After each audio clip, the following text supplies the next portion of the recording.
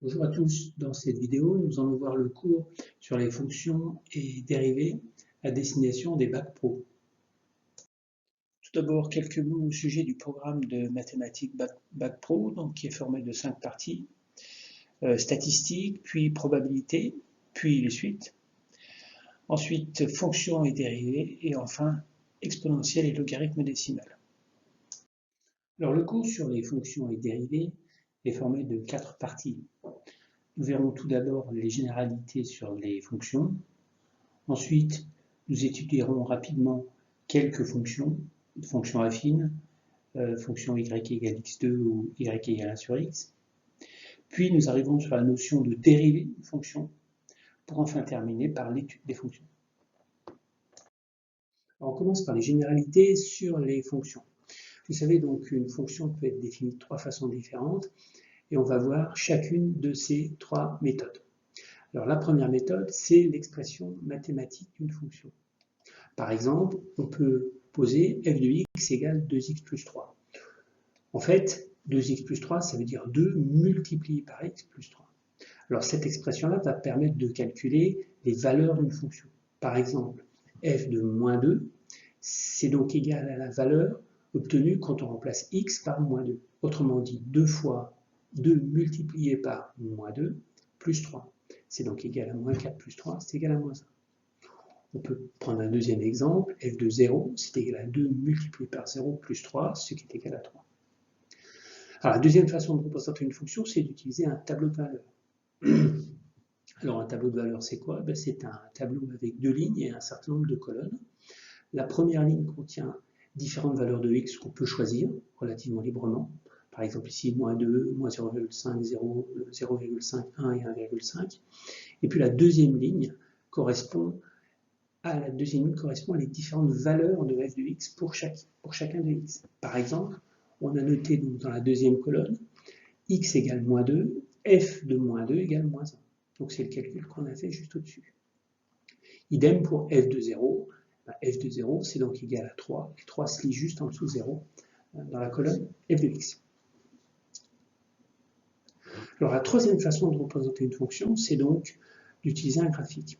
Alors, pour faire un graphique, on utilise généralement donc un système de 2 axes, un axe horizontal qui est l'axe des abscisses et un axe vertical qui est l'axe des ordonnées. Et chacun des points de ce graphique va être en fait une colonne de notre tableau de valeurs. Alors par exemple, pour la deuxième colonne, la colonne moins 2, moins 1, eh bien on voit qu'on lui fait correspondre le point d'abscisse moins 2 et d'ordonnée moins 1. Idem pour la dernière colonne du tableau, 1,56.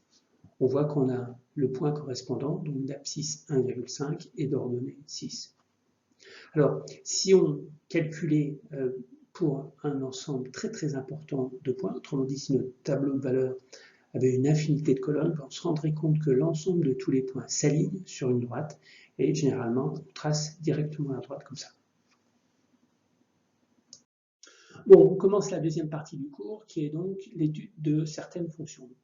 On commence par les fonctions affines. Alors, les fonctions affines sont des fonctions de la forme f de x égale ax plus b, où a et b sont deux nombres quelconques. Alors, on sait que toutes les fonctions affines ont pour graphe une droite. Et donc, pour tracer une droite, il suffit d'avoir finalement deux points de cette droite. Alors, on va prendre des exemples pour voir comment tout ça marche. Alors, on prend comme premier exemple de fonction affine f de x égale moins x plus 3.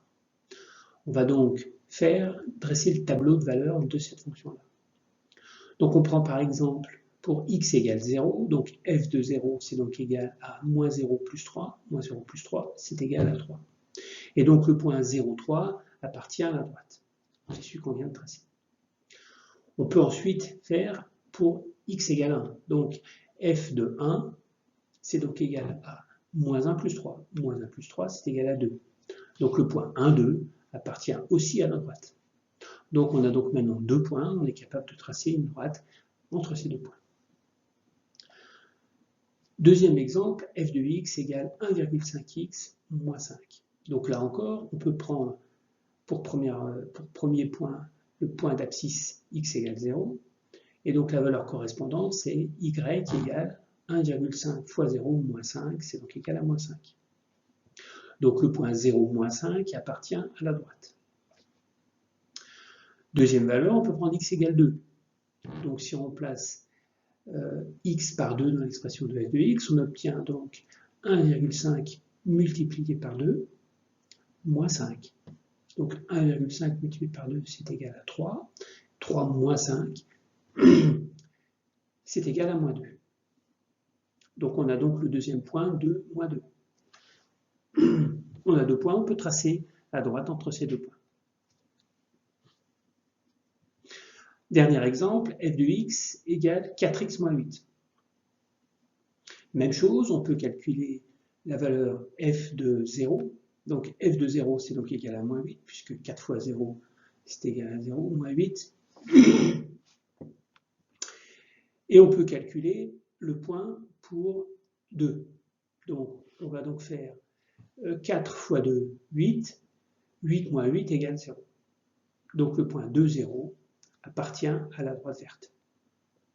Donc on a à nouveau les 2 points et on est capable de tracer la droite verte entre ces 2 points. Je voudrais vous montrer ici une deuxième méthode pour tracer la représentation graphique d'une fonction affine. Alors on va prendre l'exemple de la fonction f de x égale 2x moins 3. Comme pour la méthode précédente, il est nécessaire de trouver un premier point de la droite. Donc je vous propose de prendre un point relativement simple, x égale 0, et donc de faire f de 0, c'est égal à moins 3, puisque 2 fois 0 moins 3, c'est égal à moins 3. Donc on sait que le point 0 moins 3 appartient à la droite. Au passage, on dit que moins 3, c'est l'ordonnée de l'origine de la fonction. Maintenant, pour trouver le deuxième point de cette droite-là, je vous propose de raisonner de la façon suivante. Si x est augmenté de 1, f de x va augmenter de 2, puisqu'en fait, f de x est égal à 2x moins 3. Donc, si x est augmenté de 1, ce qui est représenté par cette petite flèche, on va donc avoir une augmentation de f de x du double, de 2. Donc, au bout de la deuxième flèche, on a le deuxième point de la droite. Donc, on peut tracer finalement la droite en reliant ces 2 points. Alors, au passage, on appelle 2 le coefficient directeur de la fonction f de x égale 2x moins 3. Alors, un deuxième exemple pour bien comprendre la méthode. f de x égale moins 3x plus 4. On détermine un premier point sur cette droite. On peut choisir par exemple x égale 0. Donc si x égale 0, f de 0 est égal à 4. Donc le point 0,4 est sur la droite. Donc au passage, on note que 4, c'est l'ordonnée à l'origine pour cette fonction. Maintenant, si x varie de 1, f de x va varier de moins 3. Si x augmente de 1, on multiplie par moins 3 cette variation, ça veut donc dire qu'on va descendre de 3. Donc quand x varie de 1, f de x, ou y, donc, varie de moins 3, descend de 3. Donc au bout de la deuxième flèche, on a donc notre deuxième point. Donc on est capable de tracer la droite ici entre ces 2 points. Et donc au passage, on note que moins 3, c'est le coefficient directeur de cette droite. Donc après les fonctions affines, la deuxième fonction que je vous propose d'étudier ici, c'est la fonction y égale x2. Alors, on peut calculer un certain nombre de points. Donc par exemple f de moins 1, c'est égal à moins 1 au carré, c'est égal à moins 1 par moins 1, autrement dit, plus 1. F de 0, c'est égal à 0 multiplié par 0, 0 au carré, c'est égal à 0. F de 2, c'est égal à 2 au carré, c'est égal à 4. Alors, on peut donc définir un tableau de valeurs.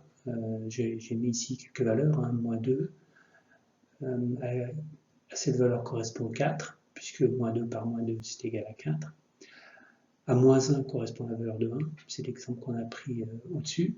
Pour 0, c'est 0. Pour 1, c'est 1 au carré, c'est égal à 1, et pour 2, c'est égal à 4. Alors si maintenant on multipliait le nombre de points dans ce tableau de valeurs, eh bien on constaterait que les points ne s'alignent pas autour d'une droite, comme dans le cas d'une fonction affine, mais autour d'une courbe qu'on appelle une parabole. Donc ce qu'on peut noter, c'est que cette parabole est symétrique par rapport à l'axe des ordonnées, par rapport à l'axe vertical, et que c'est une fonction, bien sûr, qui monte jusqu'à l'infini quand x devient très très petit ou très très grand, et qu'elle admet un minimum qui est obtenu en 0. La troisième fonction qu'on va étudier, c'est la fonction y égale 1 sur x. Alors on va calculer quelques valeurs. On commence par f de moins 1, par exemple. F de moins 1, c'est égal à 1 divisé par moins 1, c'est donc égal à moins 1. Alors quand on essaye de calculer f de 0, on doit faire 1 divisé par 0. Et bien sûr, vous le savez déjà depuis quelques temps, on ne peut pas faire une division par 0, c'est impossible. Donc la fonction, dès que la fonction n'est pas définie pour x égale 0.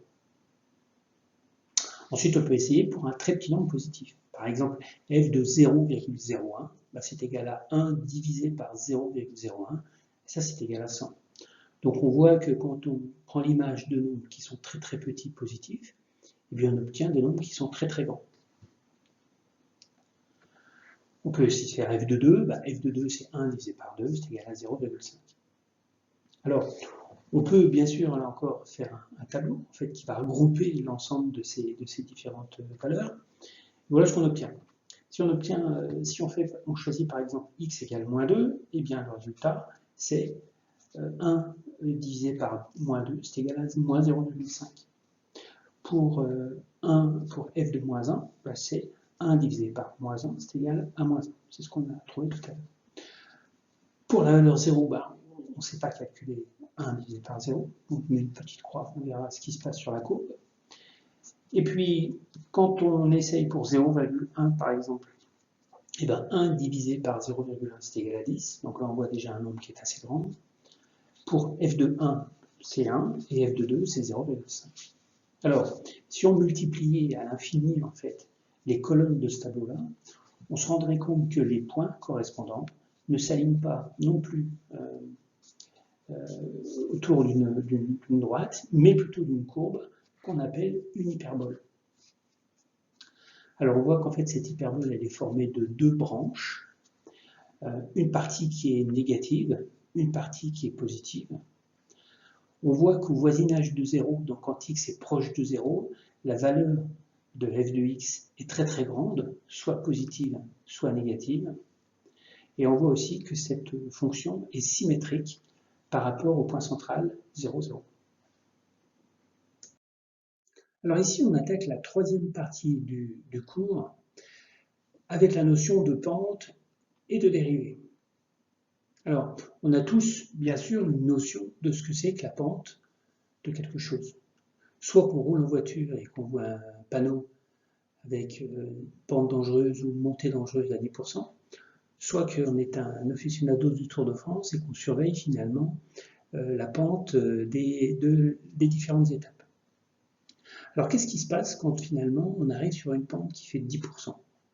Eh bien ça veut simplement dire que lorsque l'on effectue 100 mètres en horizontal, on va monter de 10 mètres. D'accord? Et donc finalement ce 10%, c'est simplement le ratio de 10 mètres, la hauteur montée, divisé par 100 mètres, la distance horizontale parcourue. Donc 10 divisé par 100, c'est bien égal à 0,1, c'est bien égal à 10%. On vient donc de définir la pente d'une droite. Voyons maintenant comment on peut définir la pente d'une courbe. C'est un peu plus compliqué car une courbe, ça n'a pas toujours la même pente. Pour cela, nous allons définir la droite tangente à une courbe. Je vous laisse regarder l'animation quelques instants pour comprendre comment la tangente à une courbe est définie.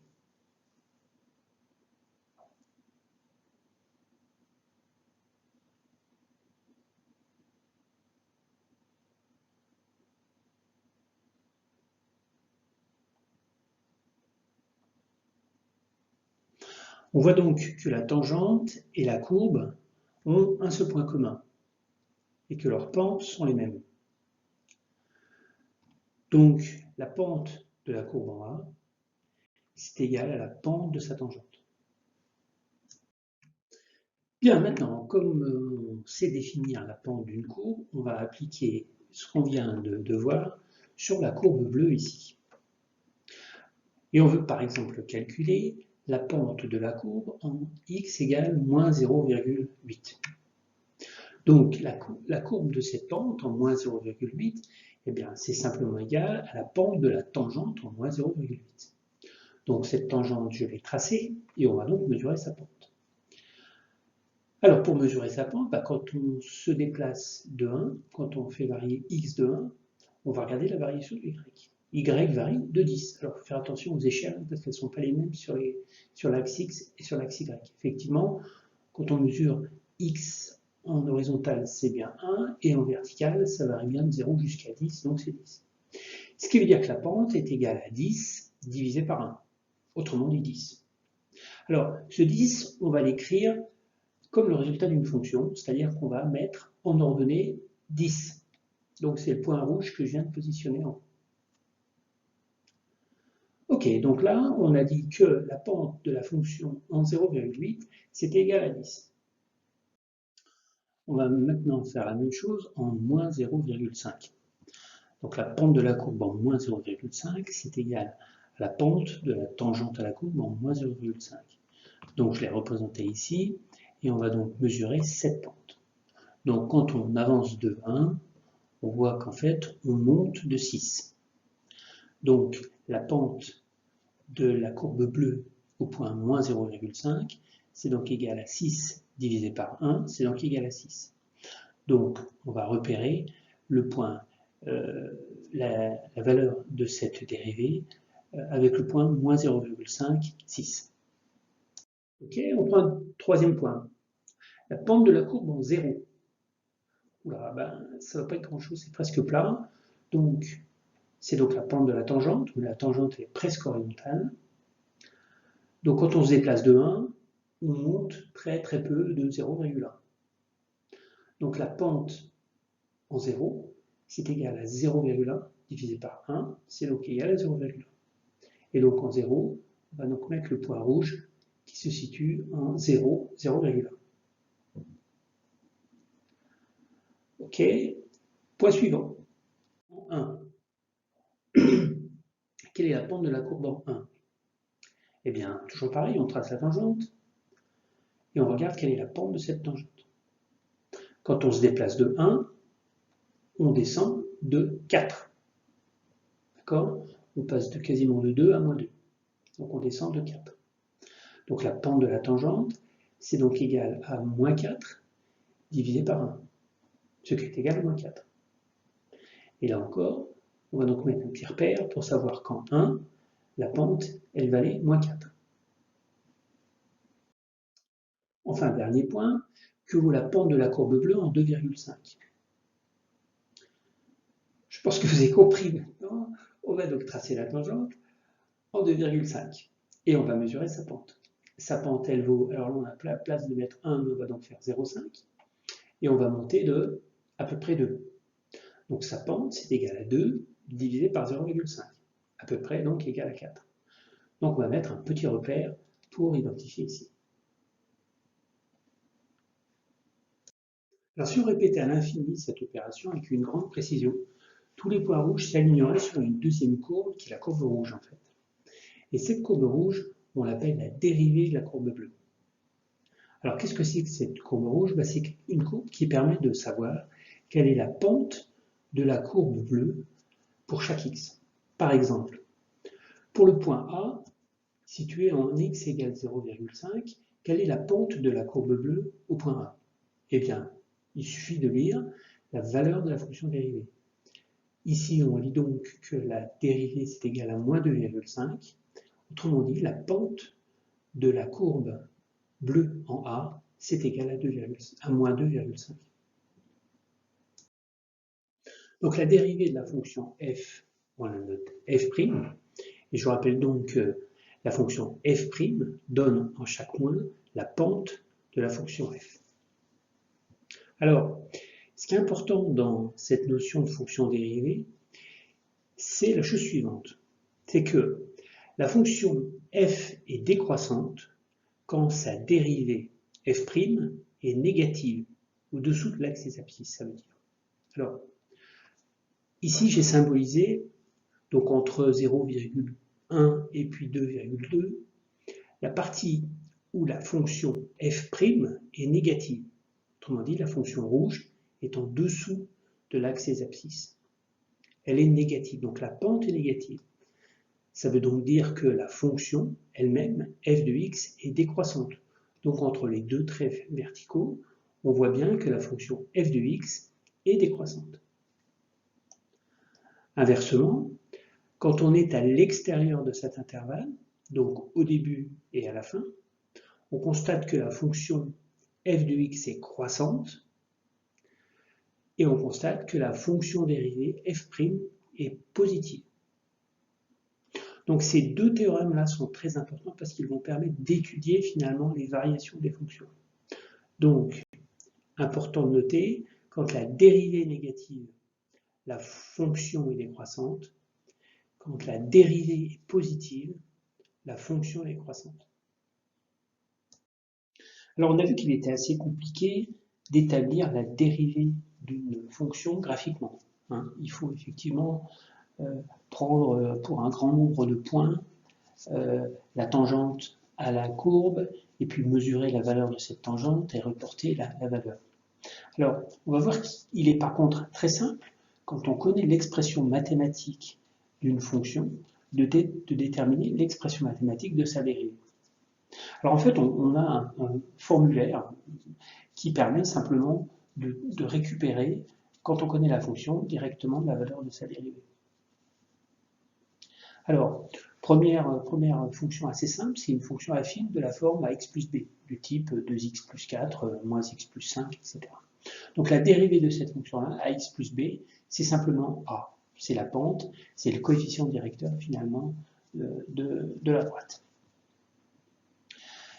Deuxième fonction, f de x égale x2, sa dérivée c'est simplement 2x. Quand on a une fonction qui est f de x égale x cube, sa dérivée c'est 3x2. Pour f de x égale 1 sur x, c'est simplement moins 1 sur x2. Et puis pour la fonction racine de x, sa dérivée c'est 1 divisé par 2 racines de x.